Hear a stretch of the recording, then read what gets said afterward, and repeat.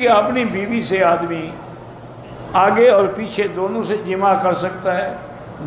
پیچھے سے جماع کرنے پر اللہ کے نبی نے لعنت بھیجی ہے کہ من اتی فی دبر امرأتہ فعلیہ لعنت اللہ، جو آدمی عورت کو غلط استعمال کرتا ہے اس پر اللہ کی لعنت ہوتی ہے۔ اب تمہاری مرضی ہے کہ اپنی بیوی کے باوجود لعنتی بنتے رہو، تو اس کا ہم کیا کر سکتے ہیں؟ کہتے ہیں جی کہ عورت سے جماع کے وقت لائٹ بند کرنا ضروری ہے، کوئی ضروری نہیں ہے، آپ کی بیوی آپ دیکھ سکتے ہیں، اس میں کیا ہے، اندھیرے کر دیں۔ یعنی اس کا معنی یہ ہوا کہ دن میں کبھی میاں بیوی نہ ملیں، پہلے اندھیرے کا انتظام کریں۔ پتہ نہیں کہاں سے لوگوں نے مسئلے گھڑے ہوئے ہیں۔ کہتے ہیں جی کہ عورت کو تیار کرنے کے لیے پہلے اس سے طلاق یا کوئی جنسی باتیں بالکل کرنی جائز ہیں، کیونکہ قرآن بھی یہی کہتا ہے۔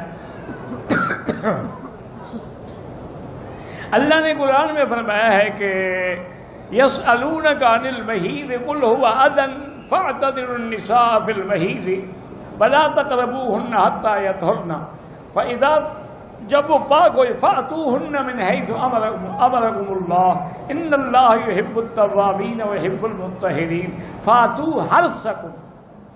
قرآن کہتے ہیں حرث، اپنی کھیتی کی جگہ، تو کھیتی میں تو ہل بھی چلانا پڑتا ہے، پانی بھی لگانا پڑتا ہے، اس کی چھانٹ شکار بھی کرنی پڑتی ہے، بوٹیاں بھی مارنی پڑتی ہیں، تب بھی کھیتی ہوگی نا، تو اس لیے یہ سب جائز ہے۔ بلکہ علماء نے یہ بھی لکھا ہے کہ اگر میاں بیوی آپس میں پیار کر رہے ہیں، طلاق کر رہے ہیں، بوس و کنار، تو یہ نفل پڑھنے سے بھی زیادہ ثواب، کیونکہ اس سے وہ زنا سے بچے گا نا۔ اور اگر محبت نہیں ہوگی تو وہ منہ کالا کرے گا، جہنم میں جائے گا۔ اگر عورت اپنے مرد کے اس شرمگاہ پہ بوسہ دے، بہرحال یہ شریعت کے خلاف ہے۔ میاں بیوی بغیر کپڑوں کے سو سکتے ہیں، کیوں نہیں سو سکتے؟ ہاں میاں بیوی ہیں، بالکل سو سکتے ہیں۔ تم وہ مسئلے پوچھو نا جی شریعت کے یا تقوی کے، پرہیزگاری کے، وہ چھوڑو، وہ تو انبیاء نے تو کبھی دیکھا نہیں۔ بیوی فرماتی کہ میں نے حضور کا بدن ہی نہیں دیکھا، تو وہ بغیر کپڑوں کے کیسے سوتے ہوں گے؟ وہ بلند مقام ہے۔ جہاں تک فتویٰ ہے وہ یہی ہے کہ تم میاں بیوی سو سکتے ہو بغیر کپڑوں کے۔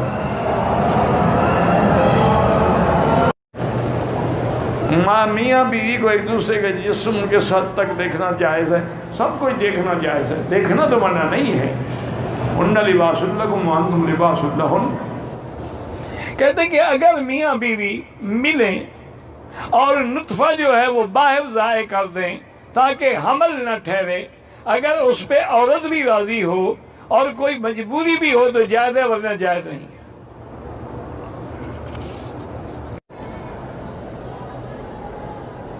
کہتا ہے کہ بعض اوقات بچہ دودھ پی رہا ہے، اس وقت بھی خاوند اپنی بیوی سے مل سکتا ہے، لیکن بہتر یہ ہوتا ہے کہ ایسے حالات میں نہ ملیں۔ چاہے بچہ دودھ پینے والا ہو، اس کے دماغ میں ہر چیز آتی ہے جو کچھ تم کر رہے ہو۔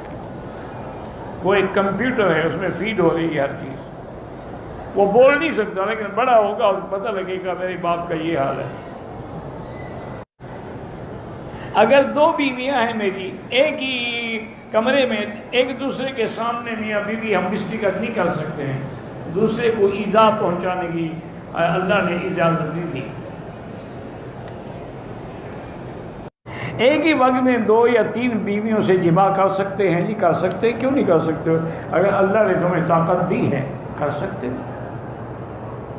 اور یہ تو حدیث میں بھی ہے، میرے آقا جب حج پہ تشریف لا رہے تھے تو ساری بیویاں ساتھ تھیں، اور آخر میں آپ کی 9 بیویاں تھیں، 11 سے نکاح ہوا لیکن آخر میں 9 تھیں۔ وہ 9 کی 9 بیویاں ساتھ تھیں۔ حضور مدینے سے ذل حلیفہ آ گئے، وہاں قیام فرمایا، رات گزاری، تو اسی رات میں حضور نے اپنی ہر بیوی کے ساتھ جا کے مجامعت کی تاکہ سنت بھی پوری ہو جائے اور احرام سے پہلے سب کے خواہشات نفسانی بھی مٹ جائیں۔ تو اگر یہ ناجائز ہوتا تو حضور سب سے کیوں ایسی بات کرتے؟ جائز ہے۔ کوئی آدمی عورت کے ماہواری کے ایام میں ہم بستری کرے، وہ گناہ گار ہے، توبہ بھی کرے، صدقہ و خیرات بھی کرے، قرآن کے خلاف ہے کہ یسألونک عن المحیض قل هو اذى، حیض کی کی حالت میں عورت سے ملنا فرمایا اللہ نے پلیدی ہے، تکلیف ہے، فاعتزلوا النساء فی المحیض، بالکل دور ہو جاؤ، حیض کی حالت میں ان کے قریب نہ آؤ۔ اچھا یہودی تو یہ کرتے تھے کہ اگر عورت حیض میں ہو ان کے گھر بھی نہیں آ سکتی تھی، دوسرے کمرے میں رہتی تھی، برتن بھی دوسرے، کپڑے بھی دوسرے، کھانا بھی الگ، ہر چیز الگ۔